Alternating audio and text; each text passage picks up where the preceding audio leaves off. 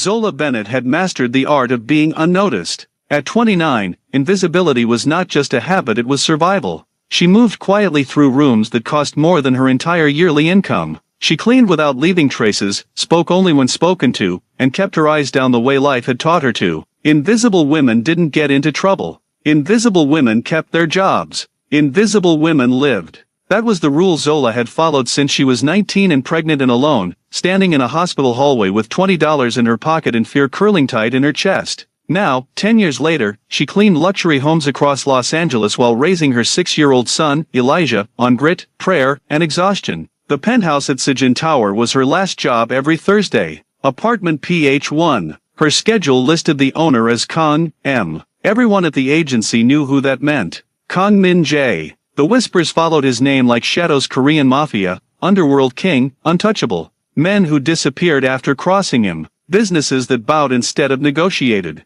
A man who owned half of Koreatown and all of its secrets. Zola didn't care. Fear didn't pay rent. She arrived at exactly 2 p.m., as she always did, letting herself in with the access card provided by his assistant. The penthouse greeted her with silence and glass and sunlight pouring in from floor-to-ceiling windows. Los Angeles stretched endlessly below, a city full of people who would never know her name. She slipped on her gloves and began. She wore long sleeves despite the heat pressing against the windows. Her left wrist throbbed beneath the fabric, tender and swollen. Purple bruises bloomed under her skin, the shape of fingers still unmistakable. She ignored the pain. She always did. Zola hummed softly as she wiped down the kitchen counters, an old soul song her grandmother used to sing when the world felt heavy. The sound was barely audible, a habit she hadn't even realized she kept. She was dusting the bookshelf when everything changed. The elevator chimed. Zola froze. Her heart slammed into her ribs so hard it hurt. He was never home during her shifts. Never. Slow footsteps followed, deliberate and unhurried, echoing softly across marble floors. Her pulse roared in her ears. "You're still here." The voice came from behind her. Deep, calm, controlled. Zola turned slowly, keeping her hands close to her body. "I'm sorry, sir," she said quietly. "I'll finish up right away." She kept her eyes lowered. Then he stepped closer. "Look at me." It wasn't loud. It didn't need to be. Zola lifted her gaze. Kang Min Jae stood less than 3 feet away. He was devastating in a way that felt almost violent. Tall, broad-shouldered, dressed in black slacks and a fitted white shirt, sleeves rolled to reveal a wrist wrapped in dark ink, Korean characters etched into his skin, disappearing beneath the fabric. More tattoos traced up the side of his neck, sharp and deliberate, peeking above his collar. His jaw was cut from stone. His eyes were darker still, and they were locked on her wrist. Her glove had torn, just slightly. Enough. Silence stretched between them. The air changed, thickened, sharpened. "Your glove," he said quietly. "It's ripped." Zola looked down. The bruises were exposed. She reacted on instinct, pulling her sleeve down, heart racing. Too late. His gaze flicked up to her face. She flinched. Just a small movement. But Kang Min Jae noticed everything. Something ancient and dangerous stirred behind his eyes. "Who did that?" Her throat closed. I fell." The lie came out brittle. "Wrong." He stepped closer, slowly, like approaching something wounded. "You didn't fall," he said. Zola shook her head. "Please. It's nothing." "That," he replied softly, "is a lie that gets people hurt." Her breath stuttered. For the first time in years, someone was really looking at her. Not past her. Not through her. At her. "Sit." Her legs moved before her mind caught up. She perched on the edge of his immaculate white sofa, feeling painfully out of place, her worn uniform, her cheap shoes, her damaged body in his perfect space. Min Jae stood in front of her, gaze unwavering. "I notice everything in my home," he said. "And I don't tolerate damage." His fingers hovered near her wrist. Not touching. Waiting. "Who hurt you, Zola Bennett?" Her breath caught. He knew her name. She swallowed hard. And in that moment, invisibility shattered loud and irreversible.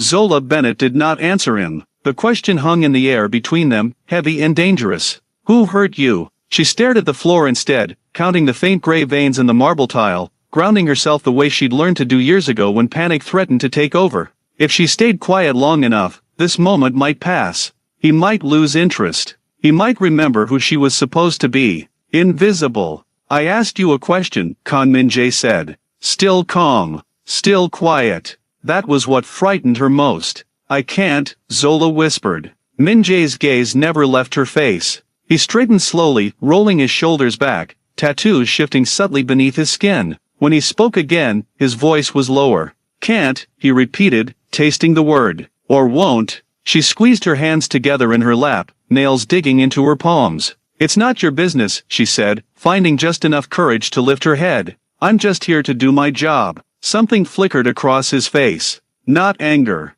Something sharper. You think that's all you are? He asked quietly. Zola stood abruptly, the motion sudden and defensive. With respect, sir, I should finish cleaning and leave. I've already taken too long. She reached for her cleaning caddy. Min-jae moved. Not fast. Not threatening. Just enough to block her path. Sit, he said again. Her body obeyed before her pride could catch up. Min-jae took a step back, giving her space this time. I don't enjoy forcing people, he said. But I don't ignore things that don't belong. Things, she repeated bitterly. You are not a thing, he said, eyes narrowing slightly. And those bruises didn't put themselves there. Silence stretched. Zola's heart pounded so hard she was sure he could hear it. She hadn't planned on telling anyone. Not ever. Telling meant questions. Questions meant records. Records meant risk not just for her, but for Elijah. Min-jae studied her carefully, like a puzzle he was unwilling to leave unsolved.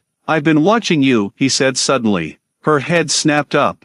What? For 6 months, he continued calmly. Not like you think. I notice patterns. Habits. Changes. Her skin prickled. You come here twice a week, he said. You clean in the same order every time. Kitchen first. Windows last. You hum when you work low, almost like you don't want to be heard. Zola's breath caught. You wear long sleeves even in summer, he added. But only on your left arm. Her throat tightened. And 3 weeks ago, he finished, you started flinching when someone walks behind you. She couldn't stop it. Her eyes burned. She turned her face away, ashamed of the tears threatening to fall. I don't want trouble, she said hoarsely. I just want to work and go home to my son. Min-jae went still. Your son, he repeated. Yes, she said quietly. He's 6. Min-jae nodded once. That changes things. Her heart leapt in alarm. No, it doesn't. It shouldn't. It does to me. He reached into his pocket and pulled out his phone, then stopped himself.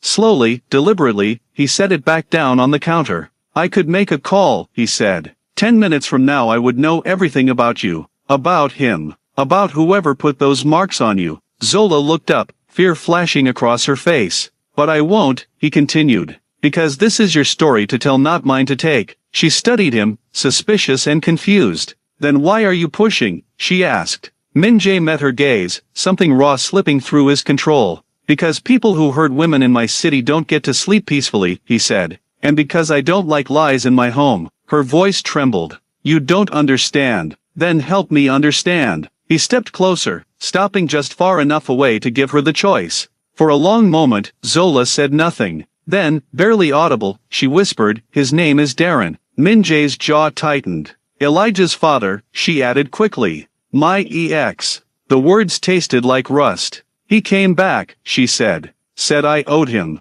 Said he deserved something for a child he never wanted. Min-jae's hands curled slowly into fists. When I said no, she continued, staring at her lap, he grabbed me. Hard. Said next time it wouldn't be my wrist. Silence swallowed the room. Min-jae turned away from her, walking toward the windows. His reflection stared back at him in the glass, a man shaped by violence, familiar with threats, fluent in cruelty. Behind him, Zola whispered, please don't do anything. He didn't turn around. I won't kill him, he said calmly. Her breath released in a shaky rush. But, he added, he will never touch you again. She stood, panic surging. You can't promise that. I don't make promises I can't keep. She shook her head, tears finally spilling. This is exactly why I didn't want to say anything. You don't fix things the way normal people do. Min-jae turned back to her. And how do normal people fix this? He asked quietly. By waiting until he breaks your arm? Until he scares your son? She froze. I won't let that happen, he said firmly. I didn't ask you to. No, he agreed. But you walked into my home bleeding. He stepped closer again, his presence overwhelming but strangely controlled. In my world, he said, that makes you under my protection. She laughed weakly. Your world terrifies me. It should, he said honestly. It terrifies most people. Then his voice softened. But I don't terrify you. She looked up at him, startled. You're afraid, he continued, but not of me. If you were, you wouldn't still be here. Zola didn't know how to answer that. Min-jae exhaled slowly, as if making a decision. Take the rest of the day off, he said. I'll still pay you. I can't afford. You can't afford not to, he interrupted gently. She hesitated. Go home, he said. Be with your son. She gathered her things slowly, still unsure, still shaken. At the door, she turned back. Please, she said again. Don't make this worse. Min-jae held her gaze. I won't make it worse, he promised. I'll make it stop. The elevator doors closed between them. Min-jae stood alone in the penthouse, jaw set, tattoos dark against his skin. He picked up his phone, and this time, he made the call. Zola did not sleep that night. Every sound outside her apartment made her flinch, passing cars, distant sirens, the hum of the old refrigerator. She lay on her side, watching Elijah's small chest rise and fall as he slept beside her, one arm thrown over his pillow, his mouth slightly open. Safe. For now. Min-jae's words echoed in her mind. Under my protection. Men like him didn't use phrases like that casually. Protection always came with weight. With consequences. She woke to a message the next morning. Unknown number. You and your son will be picked up at 6:30 p.m. tonight. Dinner. Min-jae, her heart skipped. She stared at the screen, fingers hovering. Zola. I didn't agree to that. The reply came almost instantly. Min-jae. I know. She exhaled sharply. All day, she moved through work like she was underwater, distracted, intense. She checked her phone every hour, half expecting bad news. Darren showing up, the police calling, something breaking. Nothing happened. At exactly 6:25 p.m., a black luxury sedan pulled up outside her apartment. Elijah pressed his face to the window. Mom, is that for us? Zola swallowed. Looks like it. The driver opened the door respectfully, calling her Miss Bennett like she belonged somewhere important. The ride was silent, smooth, unreal. They arrived at Min-jae's penthouse, not the cold, immaculate version she cleaned, but a transformed space. Lights were dimmed. Soft music played. The sharp edge of the place had been softened. Min-jae stood near the dining table, sleeves rolled up, tattoos fully visible now, bold ink wrapping around his wrist, disappearing beneath his shirt, dark symbols rising along his neck like a warning the world had learned to read. He looked devastating, and strangely, nervous. You came, he said. I didn't have much choice, Zola replied quietly. He nodded. True. Then he crouched slightly, eyes shifting to Elijah. You must be Elijah. Elijah clutched Zola's leg, peeking out. Hi, I'm Min-jae, he said gently. You like noodles? Elijah's eyes widened. Yes. Min-jae smiled, a real one, quick and unguarded. Dinner unfolded slowly. Elijah talked. A lot. About school, cartoons, dinosaurs. Min-jae listened like it mattered, refilling his plate, laughing softly when Elijah spilled water and apologized too quickly. Zola watched, stunned. This was not the man she had imagined. Not the monster. Later, Elijah fell asleep on the couch, wrapped in a blanket Min-jae placed over him with surprising care. You're good with him, Zola said softly. Min-jae shrugged. I didn't have much of a childhood. I pay attention to people who still have one. They stood near the window, city lights glowing beneath them. Why are you doing this? She asked finally. Really? Min-jae didn't answer immediately. Because I know men like Darren, he said at last. And because when I was younger, no one stepped in for my mother. Zola's chest tightened. I won't let that story repeat, he added. Something shifted between them, fragile, dangerous, undeniable. Her phone buzzed. A message from an unknown number. Darren, you think hiding will save you? Zola's blood ran cold. Min-jae saw her face change instantly. What is it? She handed him the phone. He read the message once. Then again. His jaw hardened. He's desperate, Min-jae said. That means he's close to making a mistake. What are you going to do? She whispered. Min-jae looked at her, really looked. I'm going to end this, he said. Cleanly. She nodded slowly. Outside, the city pulsed, unaware. Inside the penthouse, two lives were already crossing a line neither of them could uncross.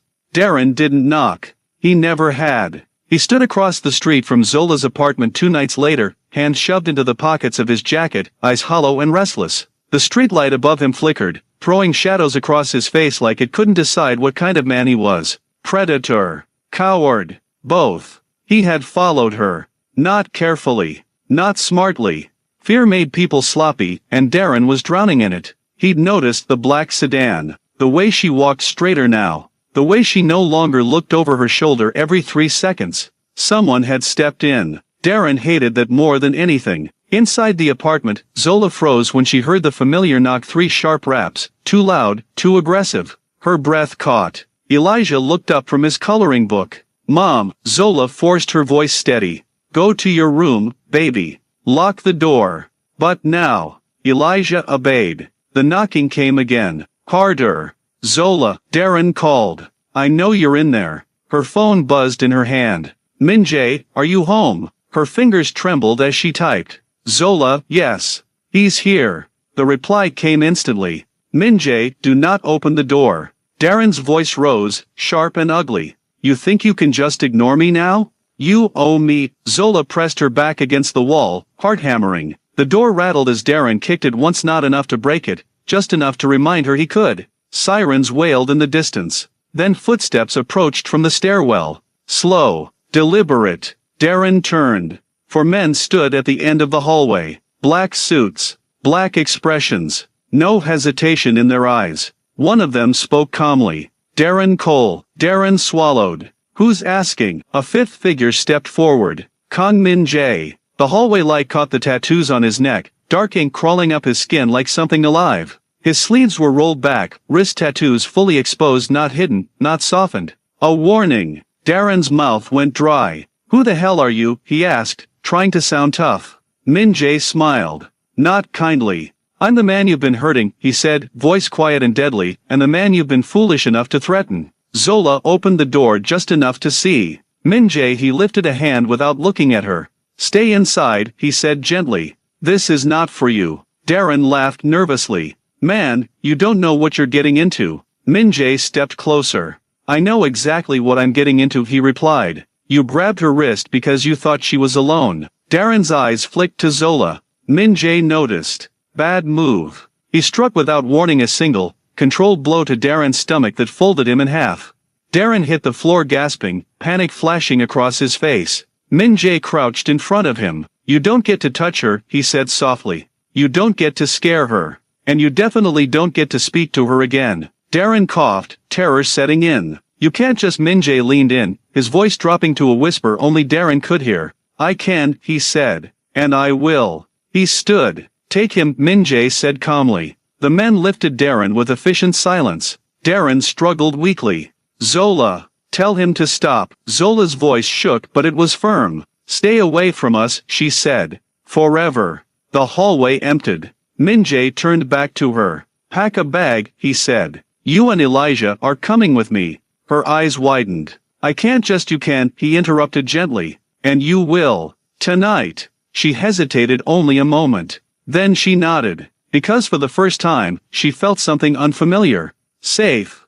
Zola had never slept in a place so quiet. No sirens. No shouting through thin walls. No footsteps pacing outside her door. Min Jae's guest suite felt like another world. Soft lighting, clean linen, a bed large enough to hold worries without letting them spill over. Elijah had fallen asleep almost instantly, curled into the pillows like he belonged there. Zola sat awake on the edge of the bed, hands folded tightly in her lap. Safety felt strange, temporary. She half expected someone to knock and tell her it had all been a mistake. A soft tap came at the door. Her shoulders tensed. "It's me," Min Jae said quietly. She opened it. He stood there without his jacket, tattoos still visible, the edge of exhaustion finally breaking through his composure. Not the untouchable king tonight, just a man who had been carrying too much for too long. "Elijah's settled?" he asked. "Yes." A pause. "I won't stay long," he said. "I just wanted to explain." She stepped aside, letting him in. He didn't sit.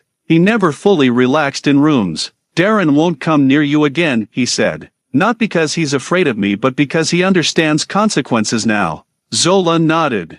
"Thank you. That's not why I'm here," he replied. She looked at him, wary. "You need to know what being close to me means," Min Jae said. "My world doesn't forgive easily. People watch. They notice." Her chest tightened. "So this, us, is a risk." "Yes." She laughed softly. "Figures." Min Jae studied her, eyes intense but honest. I can move you, he said. New place. New name if you want. School for Elijah. Distance. And you, she asked quietly. His jaw flexed. I don't get distance. The truth of that settled between them. Zola exhaled slowly. I've been running my whole life. He said nothing. I don't want to run anymore, she continued. But I also won't let my son grow up in fear. Min-jae stepped closer, careful, respectful. I would never bring danger to him, he said. I swear that. She believed him. That was the terrifying part. You don't scare me, she said again, repeating his words from before.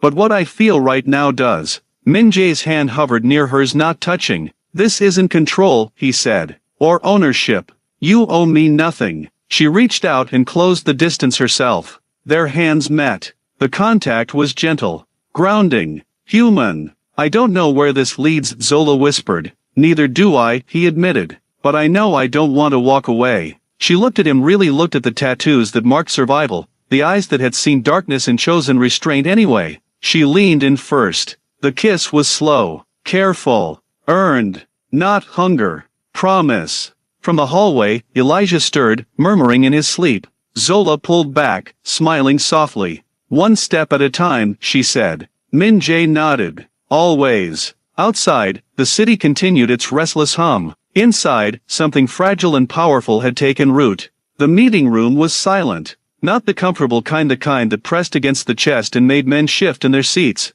12 of them sat around the long black table, leaders of operations that stretched from Los Angeles to Seoul. Men who were feared. Men who didn't get summoned without reason. Kang Min-jae stood at the head of the table. No jacket. Sleeves rolled back. Neck tattoos visible. Unhidden. That alone told them something was different. You all know why you're here, Min-jae said calmly. No one spoke. He placed a thin folder on the table and slid it forward. Inside were photos. Reports. Bank transfers. Police statements that had never made the news. Domestic abuse cases. Women paid to disappear. Threats buried with money. Men protected because they were useful. These, Min-jae continued, are liabilities. One man cleared his throat. Since when do we? Min-jae raised a hand. The room stilled instantly. Since today, he said. He turned his gaze slowly, deliberately, meeting each man's eyes. In the past year, he said, we have lost more territory to internal stupidity than external enemies. Abusers draw attention. Attention draws heat. No one argued. But this, Min-jae added, tapping the folder, is no longer about strategy. He straightened. From this moment forward, any man under my name who puts his hands on a woman or child is finished. A ripple of unease moved through the room. Not fined, he clarified. Not relocated. Finished. One man laughed nervously. You're changing the rules. Yes, Min-jae replied evenly. I am. And if someone disagrees, another asked. Min-jae's voice dropped. Then they are free to test me. No one did. The meeting ended quietly. That night, headlines broke. Local crime boss turned state's witness in domestic abuse ring. Donations flooded shelters across the city anonymously. Protection programs expanded overnight. Charges resurfaced against men who thought they were untouchable. And Darren Cole? He vanished from Zola's nightmares, forever not erased, but exposed, stripped of power, reduced to what he truly was. A coward. Zola watched the news in silence. Elijah curled against her side, his small fingers clutching her shirt. Mom, he asked, is the bad man gone? She kissed the top of his head. Yes, baby. Later, on the penthouse balcony, she found Min-jae standing alone, city lights painting him in gold and shadow. You didn't have to do all that, she said softly. He turned to her. I did, he replied. Because silence protects the wrong people. She studied him, really studied him, the man the world feared, who had just dismantled part of his own power to protect people who would never know his name. You gave up leverage, she said. I gained peace, he answered. She stepped into his arms. For once, he held someone without armor. I'm not invisible anymore, she whispered. No, Min-jae said, resting his forehead against hers. You never were. Below them, the city continued its endless motion. Above it, something rare stood quietly defiant. A dangerous man who chose restraint. A woman who chose to stop running. A child who would grow up unafraid. And a story no one expected but everyone needed to hear.